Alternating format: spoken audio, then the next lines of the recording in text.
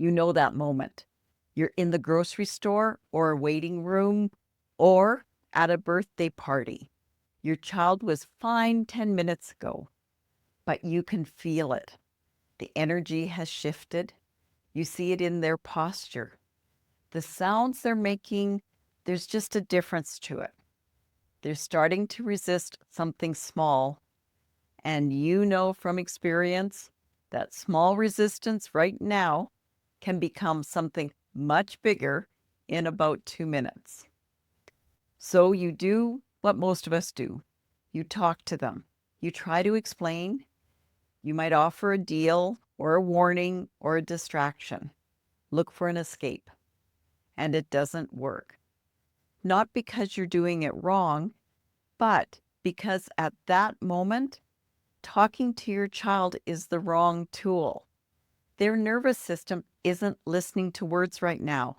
It's listening to something else. Today, I want to show you what it's actually listening to and how to speak to that language right in the store, the office, the birthday party, without needing to get home immediately, without any equipment, and without making a scene. Hi, I'm Diane Luzny, and I help moms of autistic children who have already tried everything to improve their child's sleep. Together, we focus on practical, science-based solutions that don't rely on more medication, more expensive products, or adding more stress to your family's life. In the last 2 videos, we looked at what's happening inside the nervous system, why it gets stuck in a high alert state, and what movement is telling us about where the nervous system is. Today, I want to take that into a very specific situation. The one parents tell me is a hard place. Not bedtime, not morning routines, the moment in public when things are starting to go sideways and you can't find the exit, you don't have time to set up a routine, and you have about 90 seconds before things do go sideways. What I'm going to share today isn't another version of find a quiet corner or give them some space. You already know how to do that.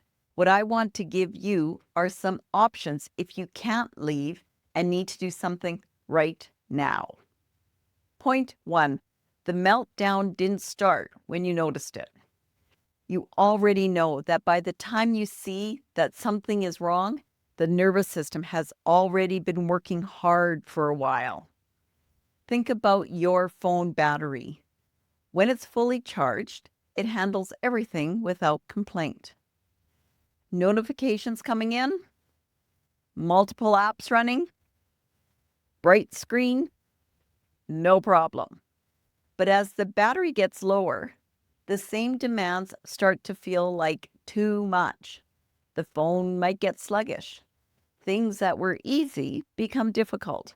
And eventually, with very little warning from the outside, it shuts down. Our nervous systems work in a similar way. There are warnings, but when the energy is gone, it's gone. Noise, waiting, unexpected changes, crowds, fluorescent lighting, social expectations, decisions. For an autistic nervous system, the processing load of all those things runs higher than it does for most people. More is being filtered, more is being interpreted, more energy is going toward managing the environment just to get through the day.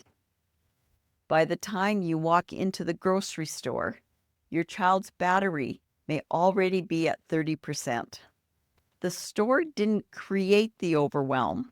The store was simply the last demand on a system that was already running low.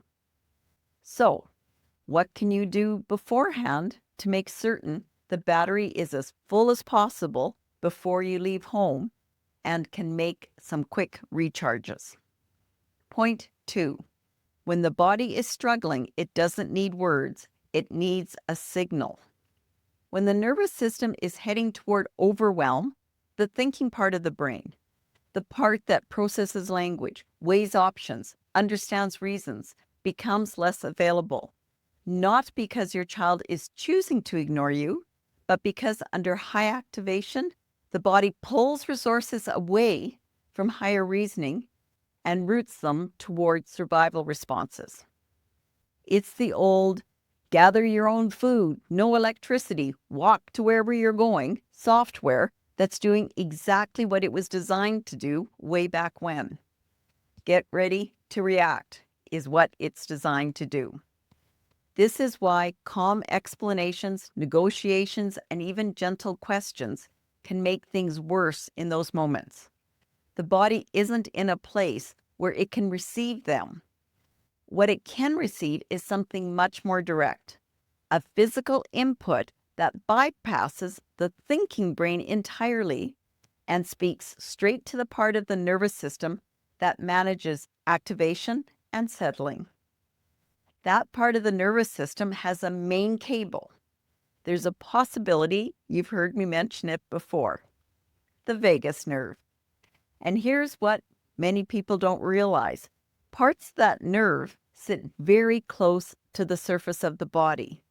You can reach them right now with your hands. Point 3. The body has access points. You can reach them wherever you are. The vagus nerve is the primary pathway of the parasympathetic nervous system, the rest and digest or the settling side of the nervous system. When it's activated, it signals the body to begin coming down from high alert. Heart rate slows, breathing shifts. The system starts looking for safe rather than scanning for threat. The reason most calming strategies require a quiet room or special equipment is they are working indirectly, changing the environment and hoping the body will follow. Reduce stimulation, less demand on the body. But you can reach the nerve directly, then you aren't as reliant on changing the environment, which sometimes you can't change. You can work with the body right where it is. There are a handful of places on the body where the vagus nerve or its connected pathways are close enough to the surface that simple pressure or touch can have a direct effect. These aren't pressure points in the acupressure sense. These are anatomy. And once you know where they are, you have something useful in your hands that's available at any moment in a public place for free. What you can do. These 3 work because they speak to the body before the thinking brain needs to get involved. Try them on yourself first so you know what they feel like. Then you'll have a better sense of how and when to offer them to your child. And always remember the great standby, the physiological sigh to help with calming. Take a long, slow, deep breath, then top it up with another breath. Pause comfortably and exhale through your mouth as though you were exhaling through a squished straw. Or, if it's more convenient, through your nose. Idea 1, the inner bowl of the ear. Find the hollow bowl-shaped part of the outer ear, not the earlobe, not the rim, but the inner bowl closest to the ear canal. That area, called the concha, is one of the few places on the outside of the body where a branch of the vagus nerve comes close enough to the skin to be reached by touch. Research into transcutaneous vagus nerve stimulation, which is a clinical technique, targets exactly this area. But you don't need a device. Slow, firm, circular pressure from the fingertip in that inner bowl for 30 seconds to a minute can send a calming signal directly up the vagal pathway to the brainstem. For example, when you see your child beginning to look stressed, try offering a slow ear rub. You can frame it however works for your child, maybe a gentle head rub that happens to include the ear, or something they associate with settling. It takes one hand, although you can use 2. You can do it in very little space, and unlike distraction or negotiation, you're not asking the nervous system to do any additional work. You're giving it a signal that it can receive even when the brain is offline. Idea 2, the slow swallow. This one is almost invisible, which makes it particularly useful in public. The muscles of the throat and upper part of the swallowing system are directly innervated by the vagus nerve. Swallowing is actually a vagal act, and slow, deliberate swallowing, done with intention instead of a reflexive gulp, activates those muscles in a way that reaches the parasympathetic pathway.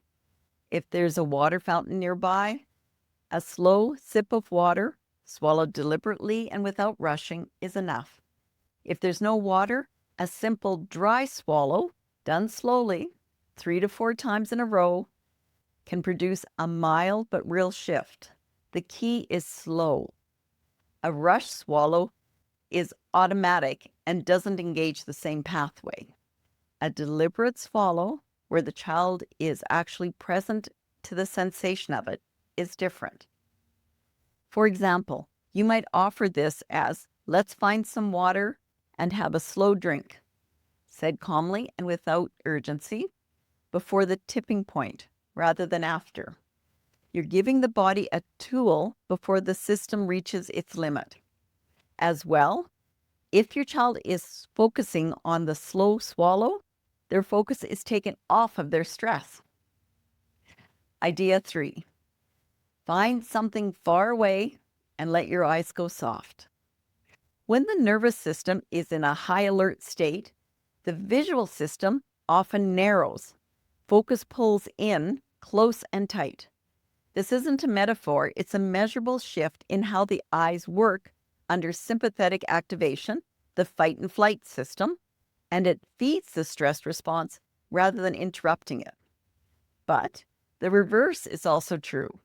When the eyes shift from a close, narrow focus to a far, soft gaze, looking at something in the distance without trying to examine it, just letting the eyes rest there, the visual system begins to widen, and the brain reads that shift as a signal that the environment is less threatening.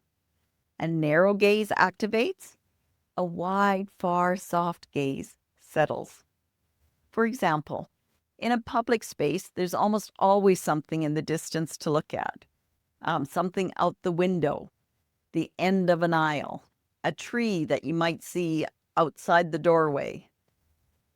Ask your child to find the farthest thing they can see, and then, and this is the part that matters, have them let their eyes go soft, not staring hard, just resting there. 20 or 30 seconds is often enough to interrupt the narrowing cycle. You can do this with them. It's quiet, it costs nothing, and it works because you're changing the body's input, not asking the body to change itself. Not every child struggles in public for the same reason or in the same way. Some are tipping because the day was too full. Some because specific sensory input hit them the wrong way. Some because the routine changed and their system never had a chance to recover. My free guide, links below, walks you through 5 common states that your child might arrive in at bedtime and your response to that behavior. In the next video, we're going to look at one of the biggest reasons capacity drops as fast as it does for many autistic children. It's not what you might expect. It's not the noise, and it's not the lights. It's not knowing what comes next.